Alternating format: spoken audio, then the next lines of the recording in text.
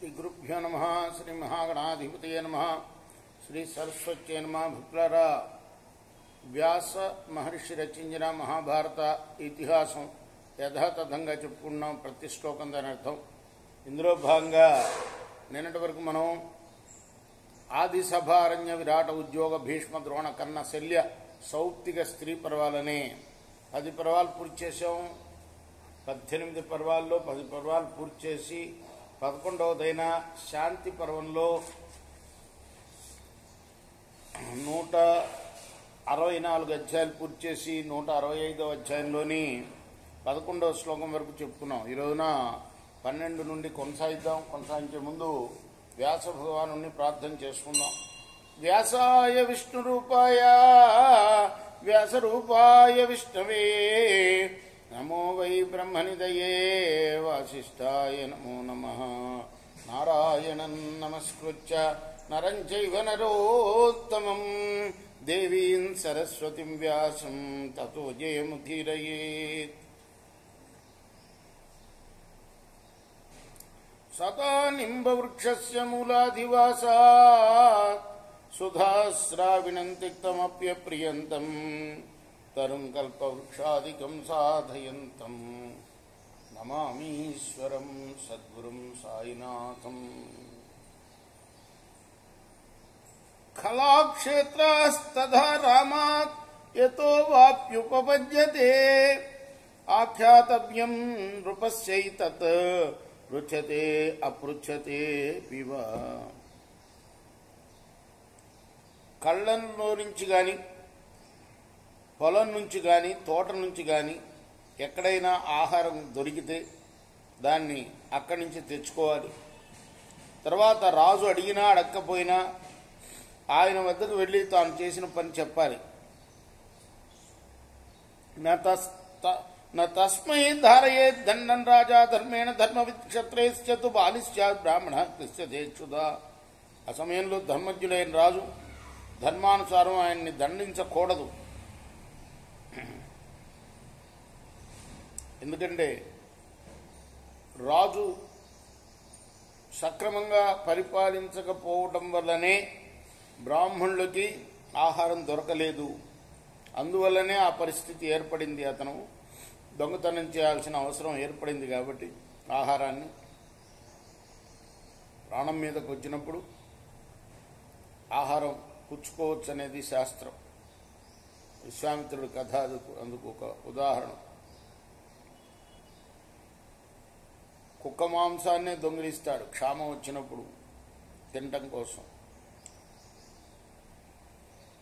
నా తస్మై ధారయే దండం రాజా ధర్మేణ ధర్మవిత్ క్షత్రస్యతు బాలిశ్చాత్ బ్రాహ్మణ దృశ్యతే క్షుదా శృతశీరే సమాజ్ఞాయ వృత్తిమస్య ప్రకల్పయే అధైనం పరిరక్షేత పితాముత్రమివౌరసం.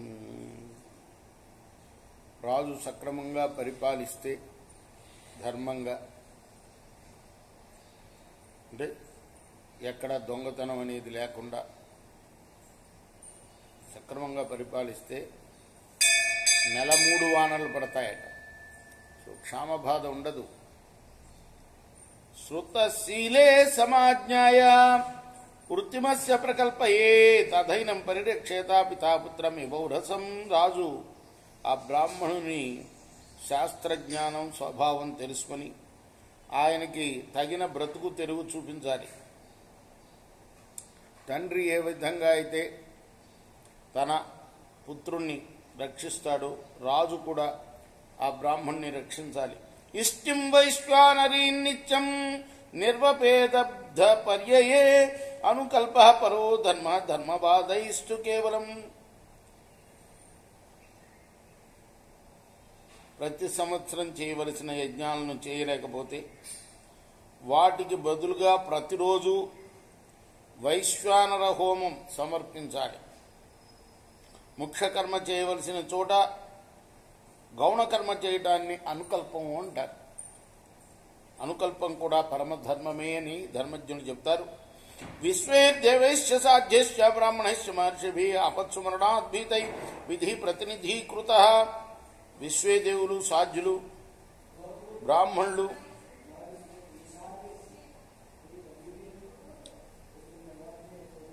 మహర్షులు వీరందరూ కూడా మృత్యువుకు భయపడి ఆపత్కాలంలో ప్రత్యేక విధుల్ని ప్రతినిధులుగా చేశారు. ప్రభు ప్రథమ కల్పస్య యోను కల్పేన వర్తతే న సాంప్రదాయికం తస్య దుర్మతేర్విద్యతే ఫలం. ముఖ్య కార్యం చేయటంలో సమర్థులై ఉండి కూడా గౌణ విధి అనుసరించి పనిచేసే దుర్బుద్ధికి పరలోకంలో రావాల్సిన ఫలం ప్రాప్తించదు. అంటే చేయలేనప్పుడు సంవత్సరానికి ఒకసారైనా యజ్ఞం చేయాలి బ్రాహ్మణుడు. అలా చేయలేని పరిస్థితి ఉన్నప్పుడు రోజు వైశ్వదేవ హోమం చేయాలి. ఒకవేళ అవకాశం ఉండి చేయలేకపోతే సంవత్సరానికి ఒకసారి యజ్ఞం. అటువంటి దుర్బుద్ధికి ఖచ్చితంగా పరలోకంలో అతని పుణ్యాలకి తగిన స్థానం ఏదైతే లభించాలో అది లభించకుండా పోతుంది. నా బ్రాహ్మణో నివేదేత కించిద్రాజని వేదవిద్ స్వవీర్యాద్రాజవీర్యాశ్చ స్వవీర్యం బలవత్తరం. వేదవేత్త అయిన బ్రాహ్మణుడు తన అవసరాలను గురించి రాజుకు మనవి చేసుకోకూడదు. తన శక్తిని రాజశక్తిని పోలిస్తే తనకున్న శక్తి బలవత్తరమైందని గ్రహించాలి. తస్మాత్ రాజ్ఞ సదా తేజ దుస్సహం బ్రహ్మవాదినాం కర్తా శాస్త్ర విధాతా చ బ్రాహ్మణో దేవ ఉచ్యతే. కాబట్టి బ్రహ్మవేత్తల తేజస్సు రాజుకు సహించ వీలుగానిది. బ్రాహ్మణుడు ఈ జగత్తుకు కర్త, శాసకుడు, ధరించేవాడు, పోషించేవాడు అవుతున్నాడు. తస్మిన్నా కుశలం బ్రూయా న శుష్కామీరయేద్గిరం క్షత్రియో బాహువీర్యేన తరేదాపదమాత్మనః ధనైశ్వర్యశ్చ ధనైర్వైశ్యశ్చ శూద్రశ్చ మంత్రైర్హోమైశ్చ వై ద్విజః. కాబట్టి ఆయన గురించి అశ్లీలమైన మాటలు పలకూడదు, వ్యర్థ వాక్యాలు అనకూడదు. క్షత్రియుడు తనకు కలిగిన ఆపద నుంచి బాహుబలంతో బయటపడాలి. ధనంతో వైశ్య శూద్రులు, మంత్రాలు హోమాలతో బ్రాహ్మణుడు కలిగే ఆపదల నుండి ముక్తిని పొందుతాడు. ఏం చేయాలి? క్షత్రియుడు తనకు కలిగిన ఆపదను తన బాహుబలంతో బయటపడాలి ఆపద నుంచి. అలానే వైశ్య శూద్రులు ధనంతో బయటపడాలి ఆపద నుండి. బ్రాహ్మణుడు మాత్రం హోమాలతోనే ఆపదల నుండి ముక్తులు కావాలి.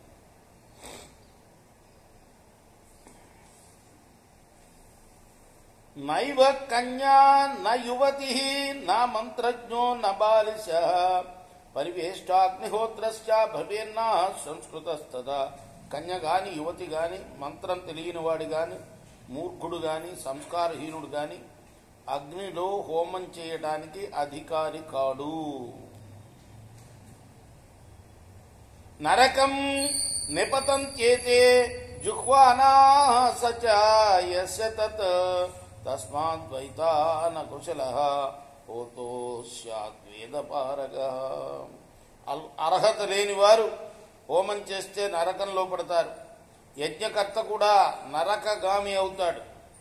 కాబట్టి యజ్ఞం చేయడానికి యజ్ఞకర్మలో నిపుణుడు, వేద పారంగతుడైన విద్వాంసుడు మాత్రమే తగినవాడు. రాజాపత్యమతస్వాస్యం అగ్నియాధేయస్య దక్షిణాం అవాహితాగ్నిరితి సహ ప్రోచ్యతే ధర్మదర్శిభి. అగ్నిహోత్రాన్ని ప్రారంభించి ప్రజాపతి దేవతకు అశ్వాన్ని దక్షిణగా ఇవ్వని వారిని ధర్మవేత్తలు అనాహితాగ్ని అని వ్యవహరిస్తారు. పుణ్యాని అని కుర్వీత శ్రద్ధదానో జితేంద్రియ అనాప్త దక్షిణ యజ్ఞ నయి విజయేత కథంచన. మానవుడు ఏ పుణ్యకర్మనైనా శ్రద్ధతో ఇంద్రియ జయంతో చేయాలి. తగినంత దక్షిణ కోసం ద్రవ్యం లేకుండా ఎలాంటి యజ్ఞాన్ని చేయరాదు. అంటే దక్షిణ ఇవ్వడానికి డబ్బు లేకుండా హోమం చేయకూడదు. ప్రజా పశూంశ్చ స్వర్గం చ అంత్యజ్ఞోచ్య దక్షిణ ఇంద్రియాని కీర్తిం ఆయుశ్చాప్య వక్రుంతతి. దక్షిణ లేని యజ్ఞం ప్రజలకు, పశువులకు స్వర్గప్రాప్తిలో విఘ్నకరం అవుతుంది.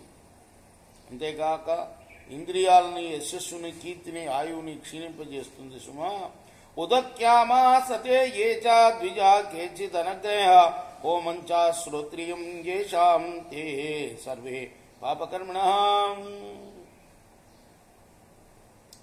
బహిష్టు అయిన స్త్రీతో సమాగమం చేసేవాళ్ళు, ఇంట్లో అగ్నిస్థాపన చేయని వారు, అవైదికమైన రీతిలో హోమం చేసేవారు పాపాచారులవుతారు. ఉదపానోదకే గ్రామే బ్రాహ్మణో వృషలీపతి ఉషిత్వా ద్వాదశ సమా శూద్రకర్మైవ గచ్చతి. ఒక గ్రామంలో ఒకే బావి నీరు ఊరిలోని వారు అందరూ తాగేవారైతే ఆ గ్రామంలో 12 ఏళ్లు ఉన్న శూద్ర స్త్రీని వివాహం ఆడిన బ్రాహ్మణుడు శూద్రుడవుతాడు. అభార్యాం శయనే బిభ్రత్ శూద్రం వృద్ధం చ వై ద్విజ అబ్రాహ్మణం మన్యమానః తృణేష్వాసీత పృష్ఠత తదా సంశుధ్యతే రాజన్ శృణుచాత్ర వచో మమ. బ్రాహ్మణుడు తన భార్యను కాక ఇతర స్త్రీని తన పక్క మీద కూర్చుండబెట్టినా వృద్ధుడైన శూద్రుని, బ్రాహ్మణేతరుడైన క్షత్రియుని, వైశ్యుని గౌరవించి ఉన్నతాసనం మీద కూర్చోబెట్టి తాను కింద చాప మీద కూర్చున్నా ఆ బ్రాహ్మణుడు బ్రాహ్మణత్వం కోల్పోతాడు. ఆ బ్రాహ్మణుడు పవిత్రుడు ఎలా అవుతాడో విను. యదేక రాత్రేణ కరోతి పాపం నికృష్ణవర్ణం బ్రాహ్మణ సేవమానః స్థానాసనాభ్యాం విహారన్ వ్రతీ సహ త్రిభిర్వర్షయి సమయేదాత్మ పాపం. బ్రాహ్మణుడు ఒక రాత్రి అయినా నీచవర్ణుని సేవించినా వానితో పాటు ఒకే చోట ఉన్నా దానివల్ల కలిగే పాపాన్ని 3 సంవత్సరాలు వ్రతాన్ని పాటిస్తూ భూమిపై సంచరిస్తూ పోగొట్టుకోవాలి సుమా. నర్మయుక్తమనృతం హినస్తి న స్త్రీషు రాజన్న వివాహకాలే న గుర్వర్ధన్నాత్మనో జీవితార్థే పంచానృతాన్యాహుర పాతకాని. రాజా, పరిహాసంలో స్త్రీ వద్ద వివాహ సందర్భంలో గురువుల హితం కోసం తన ప్రాణాలను కాపాడుకోవటానికి చెప్పే అబద్ధం హానికరం కాదు.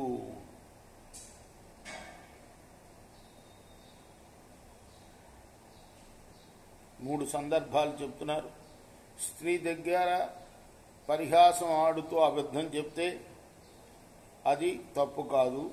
అలానే వివాహ సందర్భంలో వివాహం అబద్ధం చెప్తే తప్పు కాదు. గురువుల హితం కోసం అబద్ధం చెప్తే తప్పు కాదు. అలానే తన ప్రాణాలు కాపాడుకోవటం అబద్ధం చెప్తే తప్పు కాదు. ఈ 5 అవసరాల్లో చెప్పే అసత్యం పాపం కాదు అని పెద్దలు చెప్పారు. రేపు మనం 31వ శ్లోకం కొనసాగిద్దాం. కృష్ణార్పణమస్తు. సాయి కృష్ణార్పణమస్తు. స్వస్తి ప్రజాభ్యః పరిపాలయంతాం న్యాయేన మార్గేణ మహిమహీషా గోబ్రాహ్మణేభ్యः శుభమస్తు నిత్యం. లోకాः సమస్తాः సుఖినో భవంతు. కృష్ణార్పణమస్తు. సాయి కృష్ణ.